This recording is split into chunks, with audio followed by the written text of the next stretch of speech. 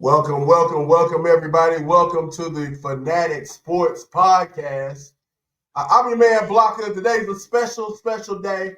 I'm here not only to talk to you about on the greatest sports podcast known to man, but I'm with not just the MMA champ, one of the most excellent and enthralling linebackers to ever lace him up, but someone I can say is a personal friend, my man Rafael Hitman Brewster, MMA champ, uh, linebacker extraordinaire, and why he's not nearly as handsome as I am.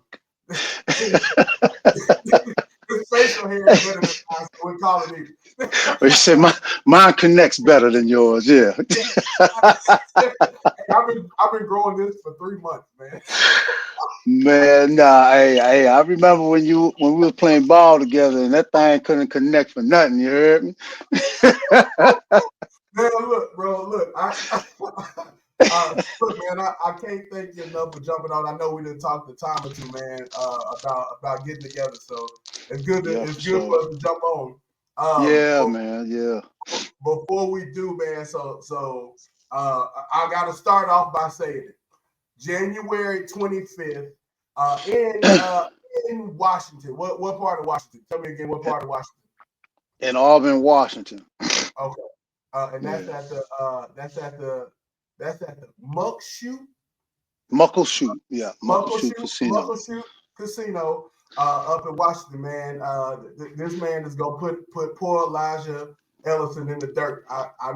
I want to say I feel bad for it, but I think they're gonna pay him too. So he just got to take an L. It's gonna be all right. It's gonna be all right. Uh, So we you got know, to you start know, off like that, man. I'll say all praise due to the Most High first and foremost, and then as for my opponent, you know what I'm saying. Hey, hopefully he has a great camp.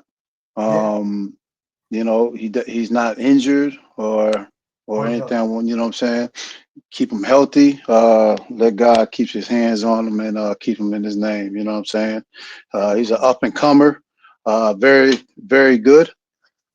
So we it's going to be some fireworks. I'm telling you, it's going to be some fireworks. I ain't got nothing bad against Eli. Yeah. Uh, it's just he signed the contract. He know what it is, just like I do. That's fact. So look, man, we call this the Fanatic Sports Podcast. And so, we gotta start with tell me a fandom story. I know, like we talked about before, I know your favorite linebacker was Ray Lewis.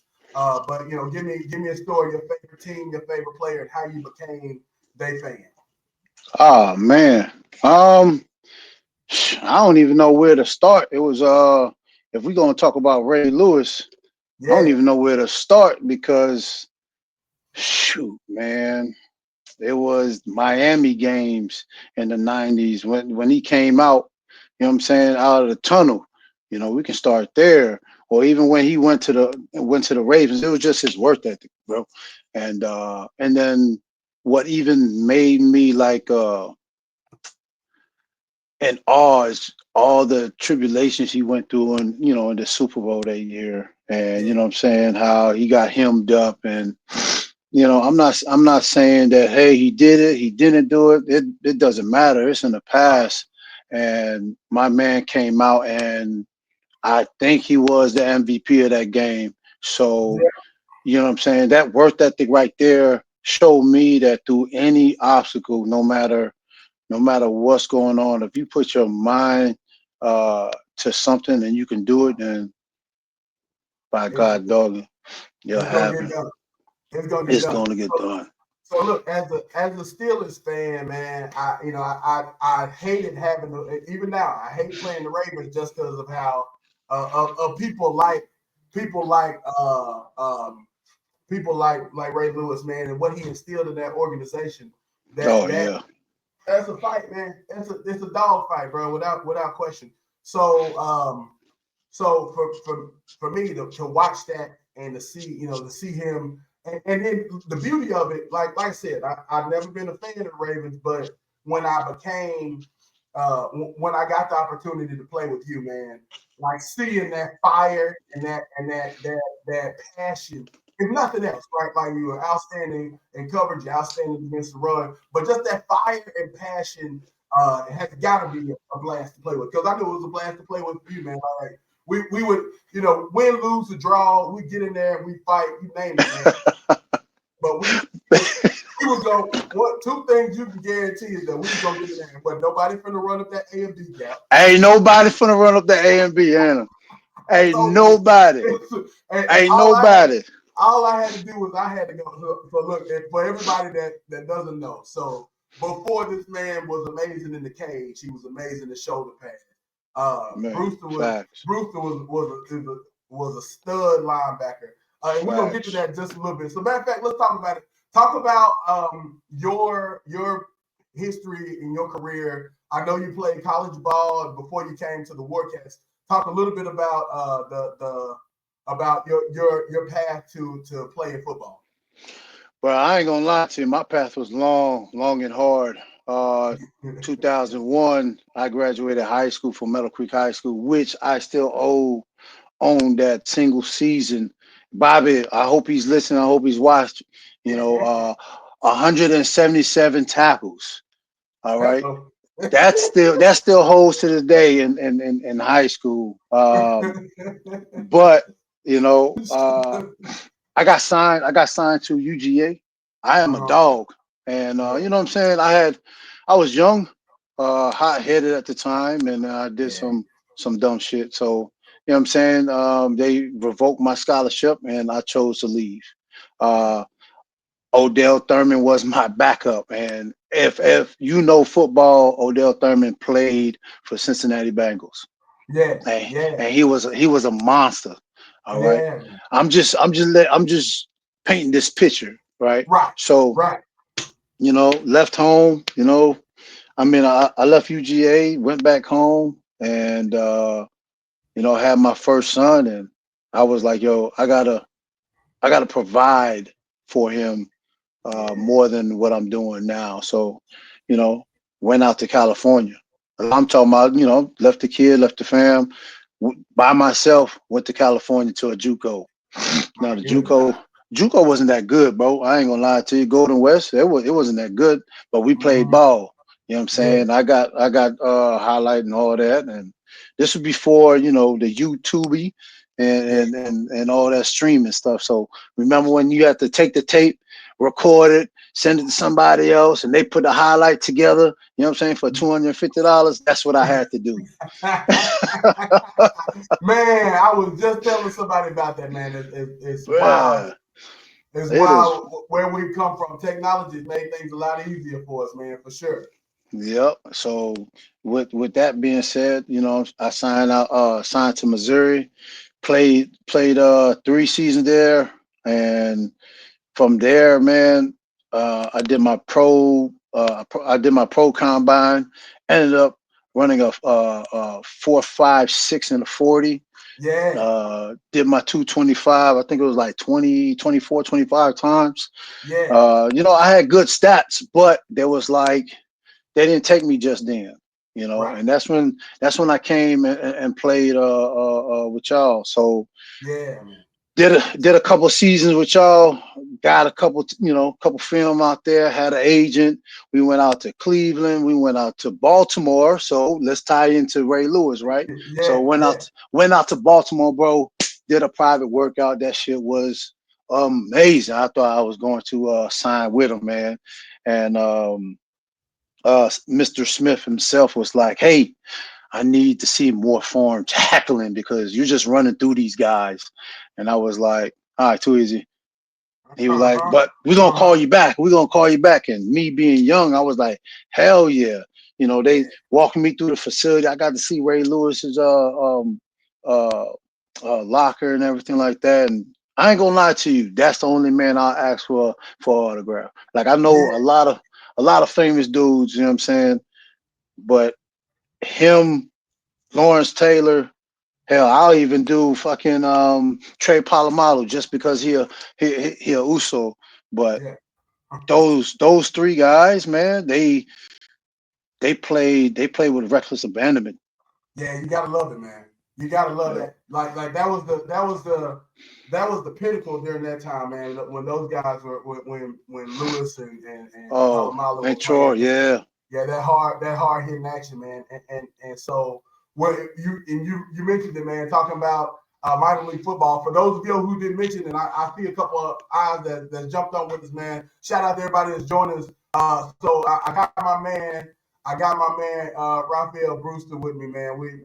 This was my linebacker, bro. So I played minor league football, adult amateur football. So like Brewster talked about, man, there's a lot of guys that didn't mature in high school, or they didn't get the opportunity, or they didn't get the looks and the tape you need to get to the next level, whatever that next level is. And so minor league football provided that opportunity for a lot of people, myself included. And so it was very, very cool to get that opportunity to play with and meet some great, outstanding, top tier men, man, like yourself. You mentioned Bobby Watson. Shout out to him, Bobby. Yeah. So and I'll tell you this story. So journey with me. So I played offensive line in college. I played offensive tackle like my first and second year in minor league football. And one game we had like 7 O line and only 3 D line or something like that. Yeah. And we needed the D tackle, so they split me over to tackle. And so Brewster and Bobby pulled me over at tackle, and we ran a 3-4 scheme. And so they just threw me in that nose tackle and let me run through everybody. And man, it was all I had to do was easy, because all I had to do was occupy line, and these guys would, oh my gosh, just run sideline to sideline and create havoc. So that was a blast. I mean, that was the game up in I think KC. Yeah, KC Blue Springs. Now this ain't a lie. I had more tackles than Bobby. I had no shit. I'm sorry. No, I had, what was it, like 19 tackles that game. Oh my God. It was absurd amount of tackles. Had like 2 sacks. The only thing I'm gonna say, hey, Bobby's a hard guy, man. I ain't gonna lie to you. Goodness, he made defense so much fun because it was always a competition. You know what I'm saying? Like he's man. That's only gonna make us and Jason. It's only gonna make all of us better. You know what I mean? Steve, Agnew, all of them, man. Man, so oh my gosh, what a defense, man. So look, let me invite in my good brother Antonio from the Run Your Mouth podcast. So Tone, man, this is my man Brewster, Antonio. What's that? So man, right now I'm glad you showed up, man, because otherwise we just reminiscing about the old day, man. So I used to play minor league ball with Brew, and so actually, so just while we got this break, man, let me throw in, man. So on January 25th, we're gonna figure this thing out with how to get it broadcasted for those outside of Washington. But my man Brew is MMA champion. Okay. And about to get back into it with get back in that cage with Elijah Ellis. So we're definitely looking forward to that, man. Anything in particular? You got any questions? Anything before we move forward? Anything you want to pitch? Any ideas you got? Oh, you talking to me or? Yeah, it's on. Yeah. Hey man, I'm just really on just to fellowship network with you cats, man. That's about it, bro. So nothing particularly. Just looking forward to the conversation. Yeah, absolutely. Yeah.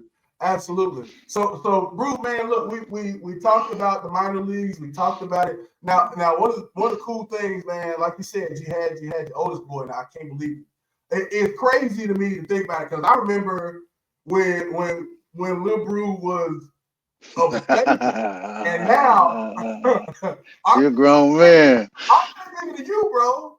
Nah. He's only like 5'10", man. You know. Now I'm gonna tell you who to look out for. Now is his 2 little brothers. Yeah. I got one of Gio Miguel, and then Gio was the baby. Gio was the baby, right? Yeah. So Gio now he is 15. He's standing around 6'1", 236 pounds. You Right? can't tell them what to do, bro, can you? Hey man, I put these hands on you, but I'm an 80s baby. Hey, let's not forget this. 15 and 6'1". So talk about Hold on, I still got one more. Oh, I forgot about the baby. So the baby, Marcelo Juan, he's 5'11", 190. And he's only Gio's 15, he's 14 years old. So they still got some growing, and they both play rush in. Okay. Oh, perfect. So look, I'll tell you, and this is a perfect segment. So on Facebook, my boy Stacey hey, that guy I owe a lot. I owe a lot to Stacey, man. I ain't gonna lie to you. Stacey, if you listening to this, man, I love you. Thank you for everything you did. Thank you for housing me, and thank you for that man, just basically everything, man. He just let me run that defense how I see fit, man. Yeah. So well, look, I tell you, after finally coaching a little bit, I understand, man. Sometimes it's a whole lot more to it when you say when you got a guy like you, a guy like I don't know if you met Blake McDonald, guys like Jason Campbell, just some of the legends that played around our league and our team that we got the opportunity to play with and coach and talk to. Just having that kind of talent, man, makes it so much easier to say I'm a good player, man. I'm a good coach, whatever. But but even at that, the wit, the genius to say, hey, I don't have to tell Brewster what to do because Brewster is already, he's top notch. And I got to toot my own horn and tell you that I think part of the reason Brewster had such a he had an All-American defensive tackle in front of him. So. Dude, hey, man, I ain't gonna lie to you, man. You did make my job easy, man. When you have a hog molly that's 6'4", 300 something odd pounds, all he has to do is just hold up the center and fall to one side. Hey, I was blitzing every other down, baby. Hey, listen, I do joke. I joked about it a lot because so Tone, I'm gonna tell you how this story happened. So shout out my man James Burkhart. He was the owner of our minor league football team. He was a father to a lot of the players. Outstanding man, my mentor, you name it, man. But at the end of the day, this guy gave us all the opportunity. But he's been in minor league football forever. Yeah. And so he had connections to different companies. And so kind of the way minor league football, the awards were college-like, were like All-American, All-Conference, etc. But but it was semi-professional. So the concept, like the playoffs and stuff like that, was all more of the pro things. We used pro rules for a lot of things.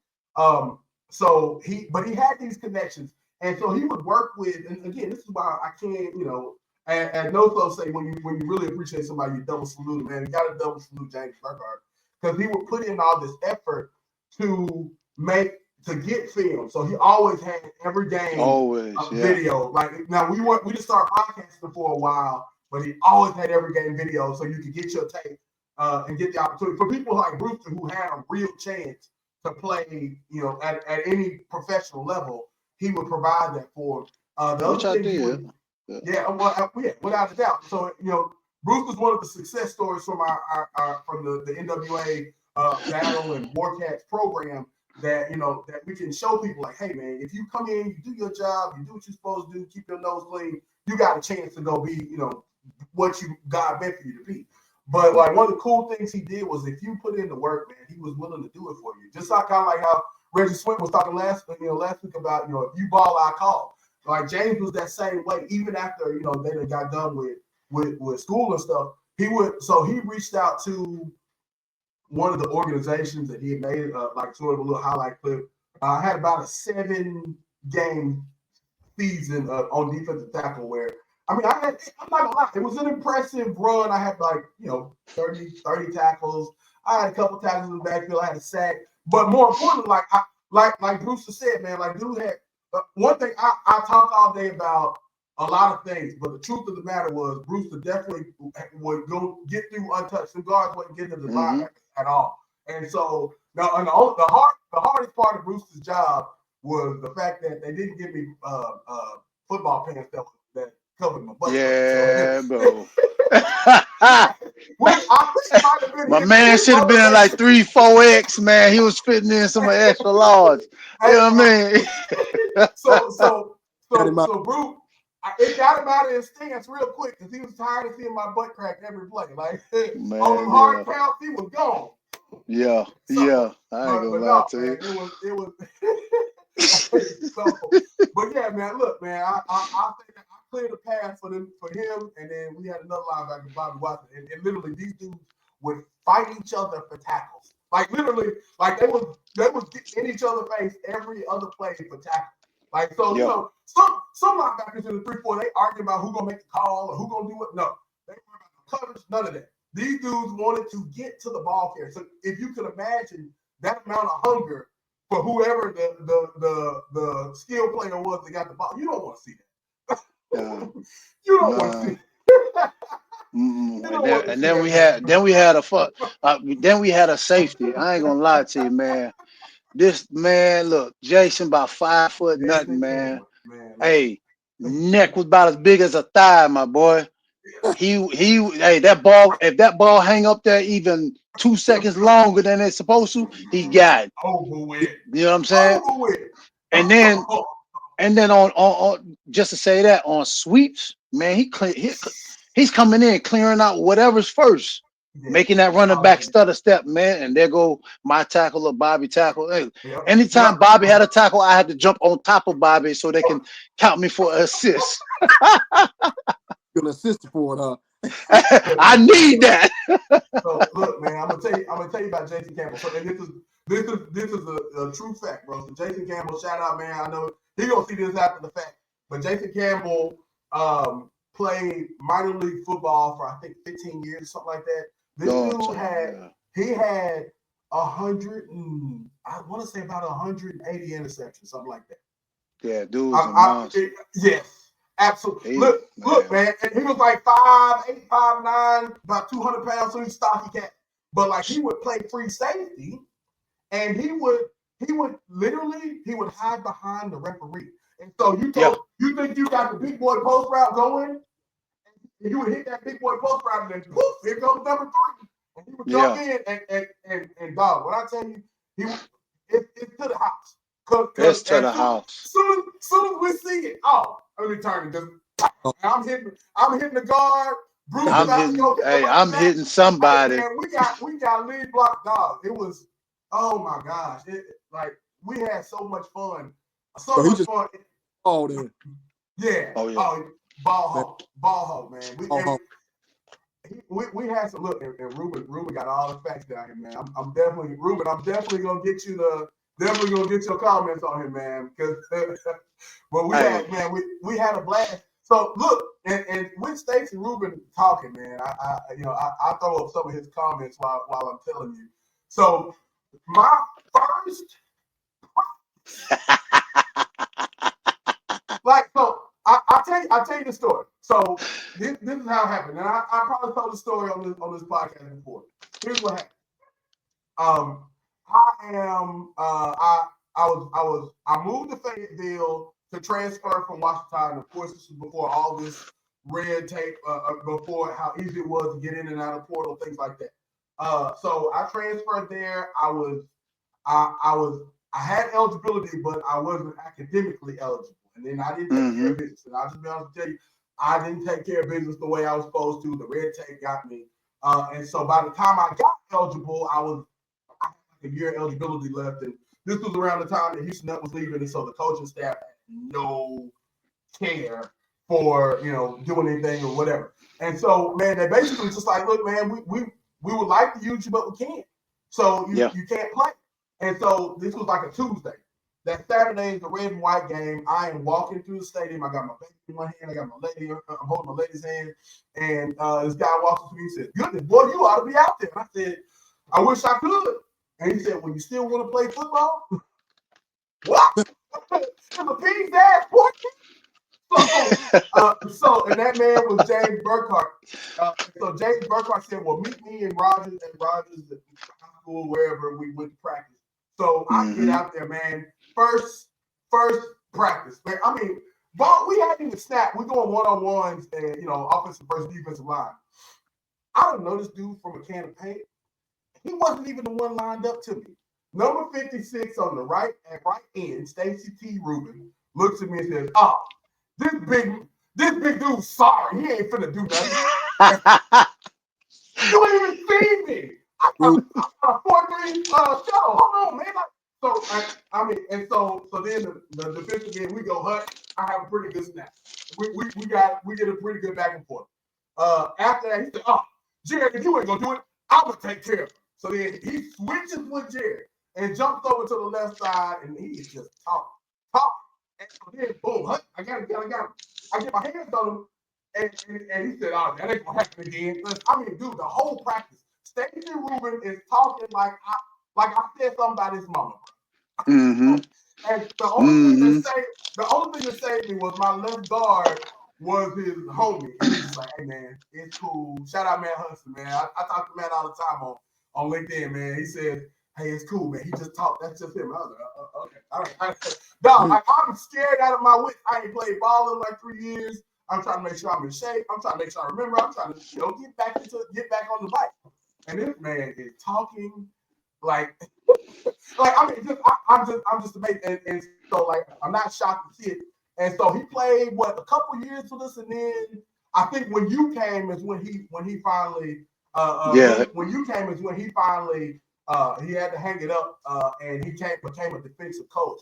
And and again, it's not too hard when you got guys like Brewster and Campbell and some of the folks we had. And it's minor league football, so we're not talking about people who are practicing 60 hours a week and they play a game. I know when we practiced, it was once a week, and that was it. But when you got that kind of smarts, those kind of athletes that can make those plays, man, it's all day.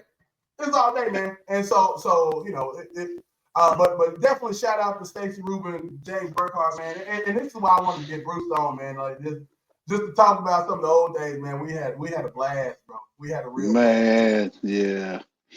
I'm gonna tell you, I remember one game I didn't show up because I had to go up to St. Louis to do a private workout with the Rams. Yeah. And when I came back down, I was like, "Did we win?" "Yeah, we won." "All right. How did Bobby do?" That was the first thing I asked. I said, "Yo, how Bobby do?"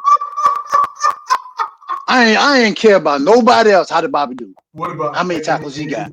You know what I'm saying? And they was like, "Oh, he got this man. He got this." I was like, "All right, fuck it. Next game, I'm gonna get double that." You know what I mean? So like that is, I'm telling you, man.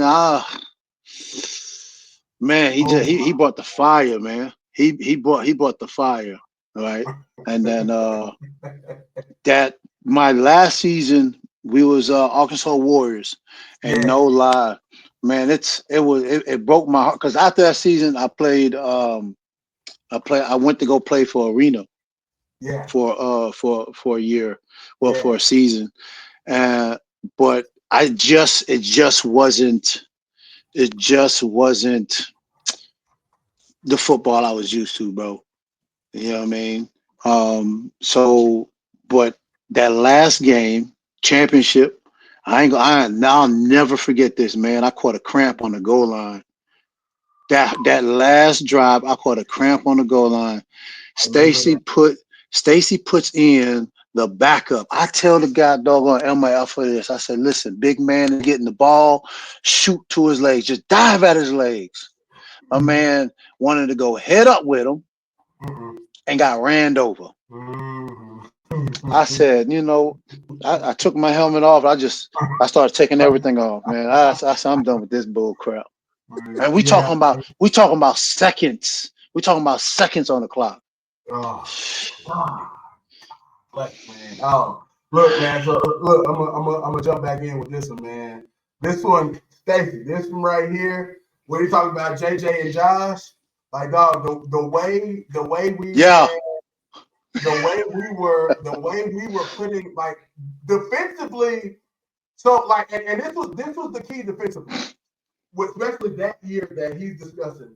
Where Jason had 22 picks. Like think about this, dude. Like in football. So again, like Tone, just for relevancy, so you understand, man. There were so many, like it was D1 and D2 athletes on defense, Holmes.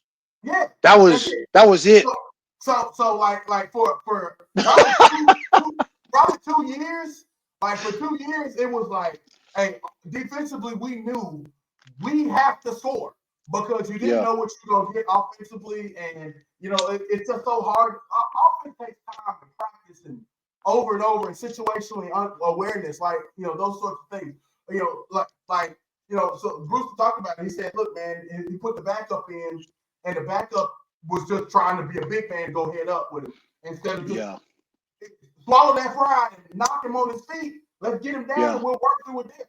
But it's more or less just about. I blame Stacy. But it's that type of just the natural intellect and instincts that Brewster and a lot of players just like him play with. So you're trying to throw out routes, you're trying to throw post routes, things like that. So these numbers sound crazy when I tell you that we had 3 players had 50 picks. But that was the type of defense that we played, just because they don't have that timing, they don't have that offensively, they don't have the intellect and intuition that defense naturally just comes with, man. Hey, bro. That's a fact. we were smart. We're smart ball players, man. Yeah, man. Smart. So, you know what I'm saying? Like that was the type of there was so many, like, because we would get a lot of different players from different parts that would come to Northwest Arkansas. And look, man, what adult amateur football turned into was just guys. Sometimes it was just guys who weren't ready to let go, and then you mix somebody with a little bit of athleticism mix, and then you put them next to somebody who's got a real shot like Brewster had. Like again, like I said, man, I toot my own horn and say, hey, I was, whatever. I got some accolades, and I had a Hall of Fame career thanks to some people being able to see it. But as a defensive tackle, I knew all I had to do was take up space, because them two 44 and 52 behind me. You better know. You better know. You better know. You better know it. A-gap, at nose tackle, I had both A-gaps. And so, I was 330, and I could bend my knees back in, the whole thing. So all I'm doing is big pressing this center, and then the guards all I gotta do is tickle one of the guards, and then that linebacker is through that big gap. It was over. Mm-hmm. It was over. And it was really, really genius. It was really, really dope just to put it all together. Shout out. I'll tell you about James Burkhart, man, and he's the architect of this whole thing, man. My God, James, yeah. Love James, man. So big shout out, and then Wayne Hall checking us out as well. So after James took a step back from a head coaching standpoint for a while, because one of the things that happens is, if you've ever coached in any capacity, it's time consuming, and especially trying to get 50 hard head grown men like me and Bruder to get together and do what you say and buy in. Man, it's a drag. And so he kept the team for us to have this outlet, this opportunity. But then Wayne Hall took over as a head coach. Stacey Rubin became a coach. Shout out to Lucas Jackson, another who's a head coach, man. Oh my! I can't forget that, man. Him and Stacey, defensive coordinators, right? Man. Hey, dog. Hey, schemer, right? Yeah. Schemer. I remember one game. We was I forgot where we was in Arkansas somewhere. I think we was damn, what's that purple and white school where Wayne coach at now? Yeah, we was at Elkins. Yeah. Oh my goodness, it was a little bit of rain. Let's paint the picture dark. The lights underneath the lights, man. It was a little bit of rain, and my visor all foggy and get wet and everything. They throw a screen like it was a bubble. Yeah. I come out, boom, I'm beelining. I'm talking about I'm 245 pounds. I'm running after. Boom! Full speed, cracked him. Right? I get up like, ah! Hey, Luke was like, he got a first down. I said, but did you see the hit? He got a first down. So what? None of that matters. None of that matters. None of that matters. Hey, listen, man. At that level, I tell you what, man. We were blessed to have the type of coaching staff that you could. I'll never forget. Same thing. I had and we had somebody take a bunch of pictures, man, while we were doing it. And so I get me a nice pancake. I Peter roll this cat, man. I got him one on the island, throw him down, the whole thing, roll him up. Oh, it's beautiful. So I hit coaches. I hit coaches the next day. Hey, yo, coach, you saw? I had him in the dead row position. He said, "Yeah, that was one play." Yeah. It's like the play that you remember wasn't good enough for him. Oh man, yeah. But You know what I mean? that's what somebody like me. That's what I need. That's what I need. When we blew out Joplin. Oh, so listen, man. So many stories. Yeah, man. So, look, we can dig in. So what I'll tell you this. So one of the things about Northwest Arkansas, we had maybe one or two teams that were so close championship wise. There was a couple of them that were just on the pure talent and hard work and dedication. But when we had some. This championship game was one of them. But along the way, just the story along the way, the journey is that there was a team that consistently won championships, the Joplin Crusaders. And man, these guys could. I mean, like they were so just as good as we were defensively. They was offensively. Yeah. So like these guys, all they did was run verticals.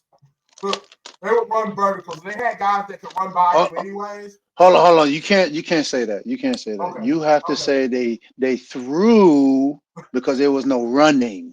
All right, let's get that straight. All right. They couldn't run. Oh man, they couldn't run. There's no running. Number one defense. There was no running. We shut offensives that will run 200 and 300 yards on other teams to 50, to 20, to negatives. Well, I'm telling you, it was yes. So look, let me tell you about the Joplin team. So we run up against the Joplin team. The first time we played them in Joplin, Missouri. No, I'm sorry, we played them. No. Yeah. We played them in Joplin, Missouri that first time, and then the second time we played them in Elkins, and then we beat them and had to go up the next day. So this was, if you remember the song, this was like this was 2010 or 2011 because we played them in Elkins, and then there was that big tornado, the F4 something that hit Joplin, and we drove up the next day to go help them clean up. Yes. Oh my bad. Oh, hold on, we gotta get the story right. That was the second time we had to do it. That was the second time we went and played them, and then the next day we immediately drove to Joplin to help them clean up. And so then the third time we beat them, and so like this was the first year that we had ever beat Joplin. Is when we all came together as the Warriors, and we beat them 3 times in one season, which was hard to do at any level. But we beat them 3 times in the playoffs as well. Oh yeah, it was that double overtime. Man, I need to get Stacey on. Hold on. Yes, that's what I'm saying. That's what I thought. Tell the story. So, but man, like we had so you imagine double overtime, like when you're talking about fighting to get past a team that we haven't beat in like 5 years. Yeah, like we had in 5 years of trying, we hadn't beat them yet, man. Like there was so much, man. Like so many different teams with these same kind of skills, man. Like because what happens is you get together, you play together, you get to know each other, and over the course of the season, you would the Last Crusade, yeah. But man, look, it's just so many different stories, just like this talking about Joplin, where man, and again, like you think about it, we went and beat them in that second game, we beat the hell out of them. But because now we know them, and like you said, you talk about schemers and you give them a second time and film and things like that. Some of these guys in coaching were some of the best that you'll run across, because unlike every other um, sport where in high school you got film, they trade film, you trade film with other players, other coaches. Man, like we didn't, some days we didn't even know what we was getting into. Some days we would some Saturdays we would walk out there and we don't even know who we're expected to play. And so it's just us going at it, being geniuses. It's impressive, man. It really was impressive to see some of the coaching genius that there was, man, and taking what you had. Sometimes we would go places with 25, 26 players, and we would get into there was one game when we went to KC, and like I said, that's how I got on the defensive side of the ball, was because we had 7 offensive linemen, and so they were like, well, we got enough offensive linemen to handle it, and Stacey was like, well, give us Joe. Give us Joe. Have Joe come over. And from there, I mean, after that, man, it was, I spent the rest of the season at defensive tackle, and it was just, man, it was blast. It was real blast, man. And so, here's the key, the biggest key to it all, man. After that season, no more losing the job. After that, actually went to trying to beat the Thunder. See, hey, I'm gonna tell you like that. That was one team that got underneath my skin. You know what I mean? Like, but that's also a team that made me play smart and fast, and that's how I got my opportunity to play at the next level. You know what I'm saying? That was my opportunity to get those private tryouts, because I would send them a film. Yeah, I'll do a highlight, but then I'll send them a film of the OKC Thunder, whatever the hell their name is, and they'll see how I would change. I would change the front. I will be slanting. My guys be slanting. You know what I'm saying? It's a blitz, and then I can explain to them when I got there. They were like, "All right, so you sent us this film. Boom, talk us through it." And I can talk it. And then with that, there was like, he is intelligent. He can play. He can run fast. My man just can't jump. I ain't had no vertical, bro. You know what I mean? I didn't have no hands. I didn't want to catch the ball. I wanted to smack snot bubbles out of you. You know what I mean?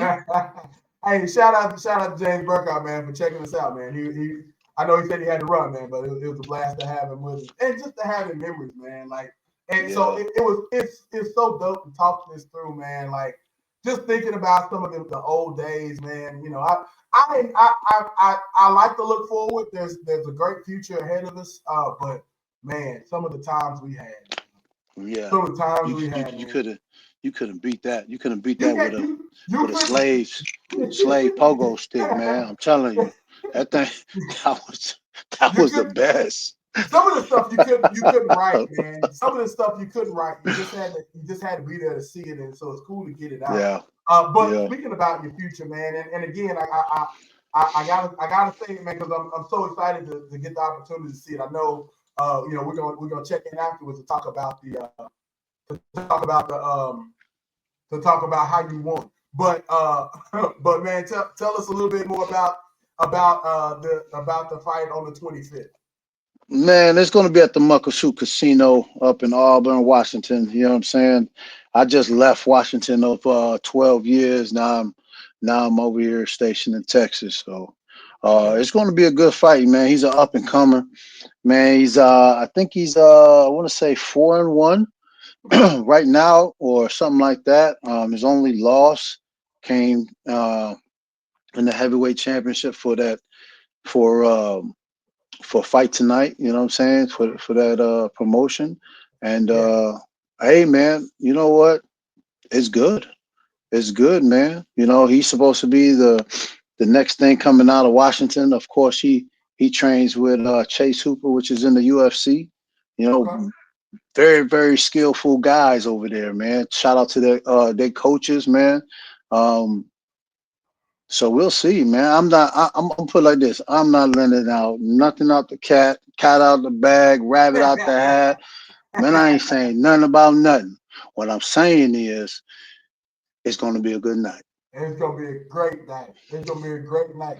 So Hey, let's talk a little bit about your MMA career, man. Talk a little bit about because after one of the things that amazed me the most, talking about some of these UFC guys, and one of the things that we get into as we welcome in the angry Puerto Rican, which talk a little bit about how you got into MMA, and what was it like for you to make that transition from football to MMA?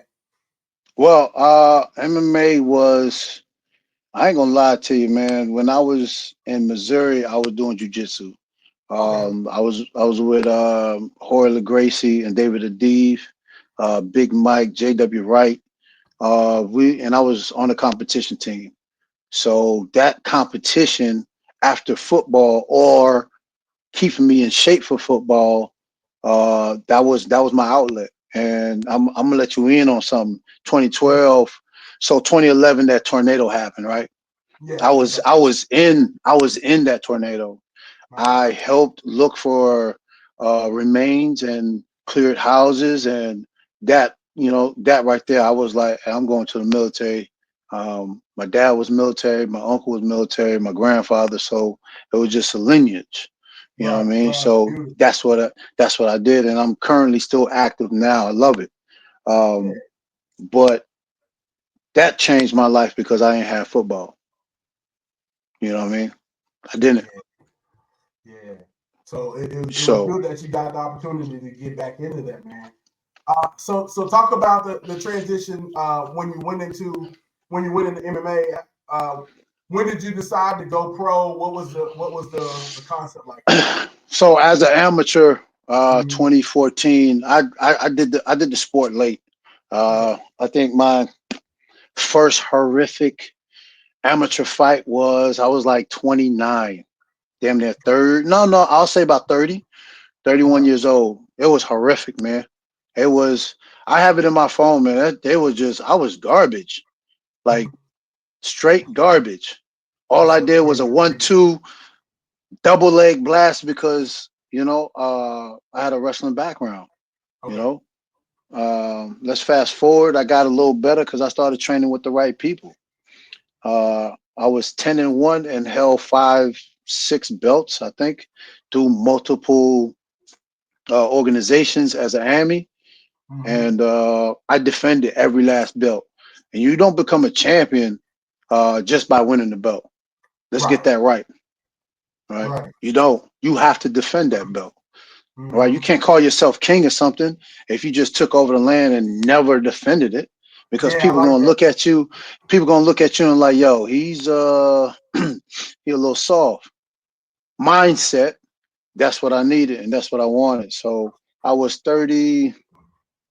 I don't know, 35-ish. I'm 41 right now. So Right. 35-ish, 36-ish. That's where we stepped up. Was like, hey, we got to go. I only have a small window. Yeah. I went 4-0, and I took my first loss in Hawaii. Horrible weight cut. I used to fight at 185. Yeah. Goodness gracious. Oh my God. So we can't hear you. We can't Mm-hmm. hear you. Uh, but so He so looked so like he talk. had a lot to say too. He definitely did. He definitely did. Um. So talk about and I know that the fighting, the MMA fighting kind of took you all over, man. Between that and in the military. Talk Yeah. about your stops along the way. Um. Look, I spent 12 years in one duty station. Okay. But in those 12 years, I've been to Thailand, I've been to Korea, I've been All Army combatives champion twice. Going for my third one, and it's going to be at 205. So just letting you know, I'm above my football weight, for this fight. I'm fighting heavyweight for this fight, and come the end of March, early April, I'll be fighting at 205. Okay. So I just want to let you know where that mindset, and it's not even a fight; it's a 3-day competition. Right. Well, really like a 4-day competition, where the military puts on. It's called the Lacerda Cup down at Fort Benning.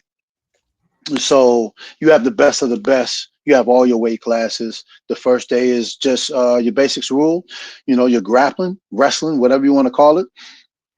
Your second day is your pancration, right? That slaps to the face, punches to the body, and then kicks. No head kicks allowed. Okay. So you get out of those 2 rounds, you go to the final, and it's full in the tactical enclosure, where we call it tactical enclosure, but y'all call it as civilians a cage, Okay. the octagon, the square circle, whatever you want it. All right, I'm back. There you go. Yeah, man. I had some shit I wanted to talk to you about, man. I had some shit. Hey, man, I'm sorry, man. I have not been on this show. Look, man, I've been working a lot, man. So, sorry. I also ate some spicy stuff, so it's making me have some of the hiccups. But I had to join on, man. I got to join on, man. You got that New York accent, bro. Like where Nah. I'm from, man. Nah. Man. Yo, I take was the 4, 5, and 6. Yo, son, take the 4, Nah. 5, and 6 up to the Bronx. So Yo, do me that favor, fam. Do me that favor. Take the 4, 5, 6 to the Bronx. Nah. I was born on Long Island. I was born on Long Island. Hey, man, so you from Suffolk County. All right, cool, Yeah. man. I got you. But I was raised in Georgia, so I'm gonna say ATL all day. Don't say that. my mama Puerto Ricana, she's a Boricua, and my dad is a Cubano. Boricua, papi. Yo soy Boricua. But no, man, look at that great. Hold on. Look at that salt and pepper. Yo, we about to get real serious up in here. Yo, man, I got a question for you, though, man. We gotta talk about it, baby. Yeah, hey, who? For you. What's that? Man, you talk about, the struggles. And, the struggles in New York is really hard. And I need you to do me a favor and explain what the struggles really are about when it comes to living in New York. When you trying to actually do what you got to do, when you got 1,000 other people trying to do what you are doing, but you doing it in New York, bro. You come from Long Island. You from Suffolk. I'm from New York. I know the struggle. I know the right there, bro. I know the heartbeat. Let me ask you, man. How does that make you feel when you actually going against someone and you fighting someone and they just looking at you like, man, you just some pipsqueak from New York? Like what that make you feel like, man? So talk about that. I do like that, and talk a little bit about like maybe your greatest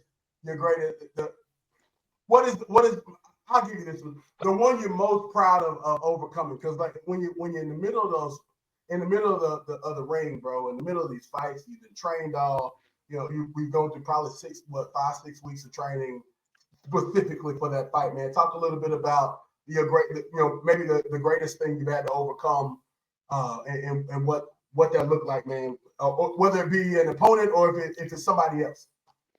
I'm gonna tell you like this: the greatest thing I overcame while fighting, professionally, is when it was my, I want to say my 4th fight.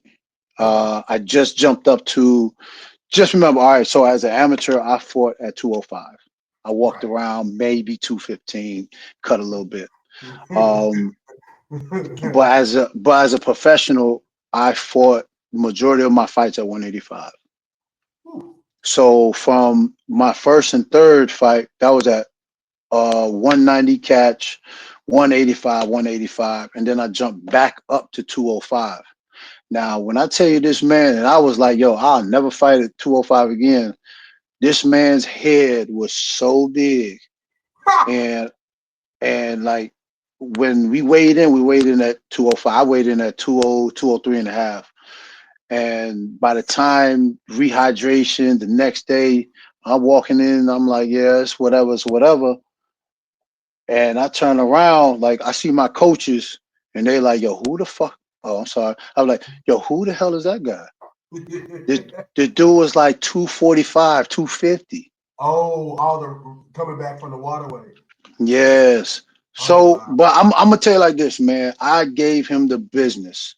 You know, Yeah. I threw the kitchen sink, the dog, the cat, you know what I'm saying, the old lady, the kid. I threw everything I had in at him. And my man, the only thing he left with I just want to say this dude was used to with a hit the L. 4, the 5, and the 6. I just want to say that.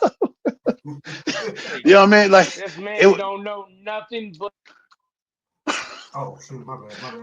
talking right now. Yeah. So So you know, I don't. it was that was my proudest moment. Yeah. When I came out with a win. But to get back to your question, um, what does it? How do I feel when Mm. somebody signs that contract? Mm. And because that's where my mind goes. My mind goes straight there. My mind goes, he thinks I'm shit. Sorry for the language. He thinks I'm nothing. Bro, you from a different time. You Yeah. understand? I come from where we did stay in Long Island. It was 3 families in one house. I came from, I had to share a bed with my little brother and my little sister. You understand? I'm an 80s baby. You heard me? Yeah. Facts. Let's go. I'm Facts. telling the Where, you know what I'm story, bro. saying? There was no internet. There's no internet gangsters. There's no internet Nah. thugs. But Yeah. the first time I fought somebody is when they threw a rock at my face, broke my nose, man. I'm bleeding, jumped off the bike, and I'm smashing them. Bam, bam, bam, bam, bam, bam. And my older sister, Eva Lisa's like, go get him, go get him, go get him. And my mom, my grandmother, God rest her soul if she's still there, but she's 4'10" from Santurce, Puerto Rico. All right. Hey. Hey. She was Let's go. she was the meanest woman I ever met in my life. All right. But the fastest with the switch. And I'm beating him, getting smacked on with a switch. You understand? Because we're not supposed to be fighting outside. But he Right. started it. Right. Yeah, it's true. That's true. You know what I mean? If he And started, he then got No, to no, finish that's it. a That's the way it's got to be. and no, then that's move to the south. All right, move to the south. I'm 12, 13 years old. We moved to the south. And hold on. When somebody called me the N-word, I don't even know what that means. Yeah. Right? I never seen a Mexican in my life because my whole neighborhood was white, Puerto Ricans, and Dominicans. So now we have to mm, fight adversity here. mm, You see what I'm mm, saying? Yeah, mm, you're right. Now, you know what I'm saying? Now we in Georgia. Now we in high school. mm, Now we mm. doing what we doing that's not good as a good citizen. You understand? Now we joining. Now we doing what we're not supposed to be doing. But guess what? I came out of there with my head up high and a diploma in my right hand and went off to college. I'm the first of my family to do it. That's beautiful. Not the last, because I got a legacy right behind me that I just paved the way for. Yo, hey man. So you talk about the being the first, to graduate, you know, go through go through college. And sorry, man, man, I just got done eating something really hot that's making me have the hiccups. Sorry about that. Mm. I wanted to ask you, man, you from New York, and I gotta ask this question. And it's the craziest thing because I don't think a lot of people from the South understand what it's like to be from from that hood or Yeah. from that mentality of yo man, we gotta get on a train, man. You teach your kids at young ages, yo man, you're gonna get on this is the bus you're getting on. You 7 years old. Yeah. You getting on this bus. This is how you get to school. Yeah. This is how you get into school. This is how you learn it. Yo, man, can you do me a favor and explain to the world what it's like to be 7 years old, getting on a train or a bus with a bunch of adults, having to go to school? Hey, So in Georgia we have inside the lines, outside the lines. Fortunately, Yeah. I was from the north side of Atlanta, Gwinnett County to be exact, and we had public transportation. We didn't have like an Amtrak going through Yeah, that's all more inside the you city, know what I'm right? saying? Yeah, that's more inside the cities. So the only time I rode the train is if I was getting in some things I wasn't supposed to get in some things with. You know what I mean? And Yeah. that right there, I'm gonna tell you like this. I am still to this day, even though I've traveled to cities where I had to get on the train, I was in different countries, had to jump on trains. It still bothers me because of the closeness of people, and you Mm-hmm. never know what they're gonna do to you. But you know what I'm saying. If it was me, I'll never ride a bus. I'll never ride a train. I'll never take a goddamn taxi. That's me. Yeah. You know what I mean? I hate that. Uber, what is that? I hate Ubers, come on, man. Yo, you remember bro. yo, bro, you remember the yellow taxi, man? No, I You don't remember, know. I yo, can't do it, man. yo, man, I can. Yo, but here's the thing, I can. But man, you come from that, you come from that era. But I gotta ask you, man. Yo, you having to deal with what you had to deal. Like seriously, you had to deal with what you had to deal with. Hmm. What made you want to fight? Like, what was the one thing that made you want to get in the ring and fight? Depression, Chris.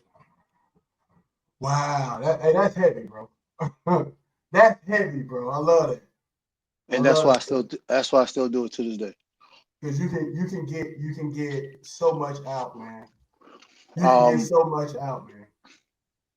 Yo, your for output is, yo, dude, bro, your output is amazing. The way how you're talking, yo, it's crazy to like hear somebody from New York and your elegance, the way you're talking on this interview right now is so different.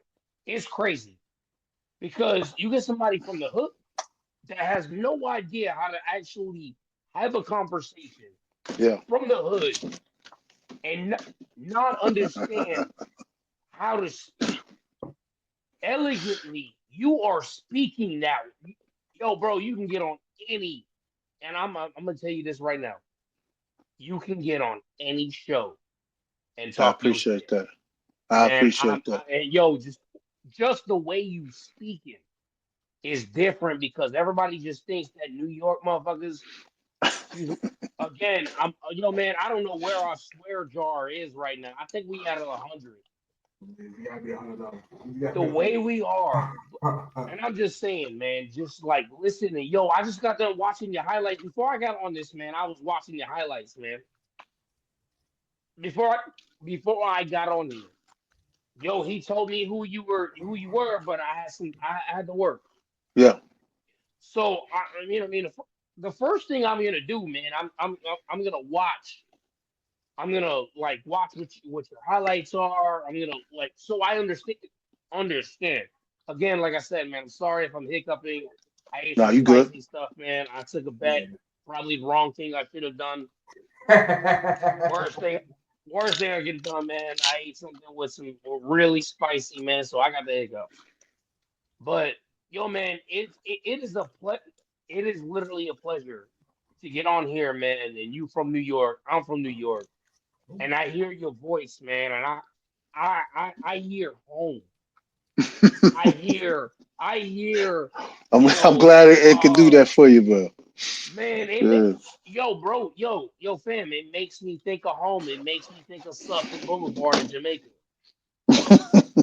Like, well, like, look, man. So, like, so, so we had we at my time slot, man. It's time for me to roll. But look, so before we go, Rude man, you got anything? I know you got you businessman now, man. Anything you got you need to pump, you need to tell anybody about before we go? No, brother, this is your pod, and I appreciate it. Yo, I appreciate the opportunity to talk to Brother Brew. My man. I would love to have dove a little bit more into Puerto Rican's question, like deep dive, but he's enamored with your intellect. He But better like some. Hey, man, as a Puerto Rican, he better like some arroz candules and habichuela. What? Relax, Holmes.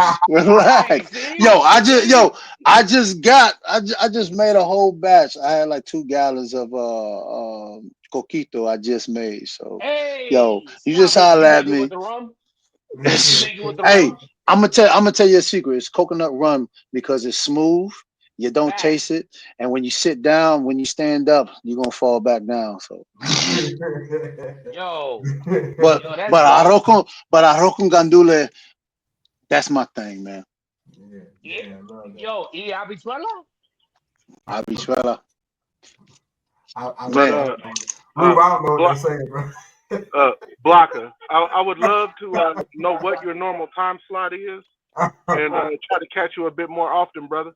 I'm gonna send you the link, man, because actually, man, I want to get a segment in here with you, man, so we can talk a little more about about the old days, man. I love to reminisce. Man. But so Brew, man, Yo, before you go, Blocker, I know you gotta go. yeah. You are a Steeler fan. I don't know how your Steelers made it to the final card We of it. made it to the But playoffs I 4 weeks gotta ask ago. every single one of y'all who y'all think going to the Super Bowl. Ravens. Coach? I don't know about Ravens. I'm going straight Ravens. this will be the year for the Ravens. They got My who you got? Go ahead, Rube. You got the intellect. Tell me. Okay, so my heart says Ravens, bro. But here's the issue, and Brew kind of touched on it. The only way you can be the champion is to defend the championship. But to get to really challenge for the championship, you have to beat the champion. They still got to walk through Kansas City, brother. I don't know how anybody gonna walk out of there with a dub. So Y'all remember this Oh song from back in the man. day? Y'all remember this song from back in the day? It came out not too long ago, man. It was Left Hands Up. Who are we? The Commanders. I ain't Y'all heard better that put some respect one. on Jaden Daniels and the Rookie of the Year. Y'all better put some respect on the Hey, Washington Commanders. If you don't, if you don't put Washington respect on who? that team, Washington who? It's Look, gonna they be you got Ray. Look, it's left gonna be the hands up. Ravens Who are and the we? The Eagles. Commanders. they got It's gonna be Ravens and the who the Commanders Eagles. play? It's either gonna be the Ravens and the Lions or the Chiefs What? and the Lions. Yeah, No. the Lions were The Don't Lions. hey We y'all don't The, don't believe in the sleep. the Chiefs over Lions here, gotta man. see. The Lions gotta see We don't believe Philly. in the Chiefs over here, fam. I got my money on the Chiefs, just honestly, because You got your I'm money on the Steelers. Stop playing. They made it barely. not stupid. You over here secretly winning for the. You over here secretly as a fanboy. Let's go Steelers. Tell everybody how you feel. Look, man, guys. I'm sorry, man. I get on here. I got a lot. I got a lot of energy. My man over here, Blanca, is a real Steelers fan. By the way, he's also a Clipper fan. So he was happy with Kawhi Leonard 12 points that he had. He In thinks that the 18 Clippers in win. 19 Look, hard-earned minutes, by the way. look, man. He's got a bad problem with picking bad teams. He said as a Commanders fan. I'm saying that as a Knicks fan. Right? I'm You know saying, what? look. Look. You Knicks in the '90s, yes. Knicks right now, we going all the way. To wait. Look. I can say Ravens and the Eagles because I'm a Giants fan, and been a Wow. Giants fan since Hey man, do 83, not put that on your 84. yo, don't put that on your Hey, like Hey, you your gotta thing tell that you, you hey, have up right you now. gotta I tell would your not nephew put this. that. I would not even say that. You it may is not what it get is. yo, you may not get viewers to watch your shit if you sit here telling people that you are a Giants fan. We not I doing that, was, man. Don't do that. man. I mean, I am, You man. might I ain't get gonna more lie to people you. to watch your shit if you say that you a Chiefs. Nah, don't do that. No, no, Nah, don't do that. nah. See, I'm one of y'all. I'm what you call I'm diehard loyal, man. I'm loyal, Lord, loyalty yeah. to a T. You see, I don't. Hey, we the Browns of the '90s right now. I would not go that far. No, we are. That's pretty Man, accurate. hey, That's put pretty the accurate. brown paper bag on our face, on our head, Yo, we smash can't be it, doing that. We smash can't it, do and that. go. Hey, look, Let's go hey, for the look, number fam. one pick. Yo, fam, we not Because asking for anybody's let- bunny hey, ears. hey, look, We not only a asking fool for gets rid people's of bunny Saquon. ears, man. Only a But not fool. then. Only Only a a fool gets rid of fool. Oh my Saquon. God. What an Let me, idiot. let me get, Yo, man. ain't And they So, still no so, going to way keep those dummies. ain't so, no Nah. way you sitting here and you ain't no way you sitting there asking for somebody's bunny ears and asking Yeah. them to show them. Ain't nobody, Hey, ain't no way, bro. Ain't no way. hey, I'm telling you like this, man. We need Jesus and and we need Jesus in cleats and a helmet, man. If he came back right now, Hey, I'll ask him to play for the Giants. and maybe, The yo, Giants God would maybe bless trade you, him. more. man, The and your Giants would trade him. yo, man, for real, man. God bless you in your next fight, man. Yo, you got you got a big fight coming up. You got a Yep. big fight coming up, man. January 25th. I need you to tell everybody how they can watch it, how they can look at it, how they can view it, man. You got a great, big fight coming up, man. Man, I'm gonna tell you like this. At the moment right now, I don't know how you can view it on the web. I wish I can tell you, but I'm gonna hook my man Blocker up with the connect so he can work that out. We can definitely So we figure that can out. we can figure that out. But if you're in the Washington area, I'm gonna tell you like this: if you're in the Washington area, nothing else is gonna happen on that day but this fight. I understand everybody that's on the undercard is gonna do great, but this fight, I don't know if we the main event, we can be the first god doggone fight, but we setting out fireworks. You understand what I'm saying? That's a fact. Yo, That's a why I feel like fact. I'm in a WWE event right now. Yeah, Hey, I'm gonna Ain't tell no you way like you this. just sold that. Like, I'm yo, a, I'm bro, a, you crazy. I'm gonna tell you like this. Auburn, Washington, January 2020, 25. Hey, check this out. Be there or be square. You ain't gonna see another one like it. You got an up and comer trying to go to the UFC, and you got an old guy that's Man, 41, right? That's yo, 41. do But me a check this out. favor. My man still moves like he's 20. Holla at me, man. Yeah, talk Yo, about it. right Talk there. about it. Let's go. That's it So right look, Hey, there. man, That's it right and, there. and that's the perfect way. That's the perfect way to end it. So for my man Rafael Brewster, Coach Stacy Rubin, the angry Puerto Rican, I'm your man Blocker, man. Thank y'all so much for joining us here on the Fanatic Sports Podcast. As I always say, man, tough times don't last. uh,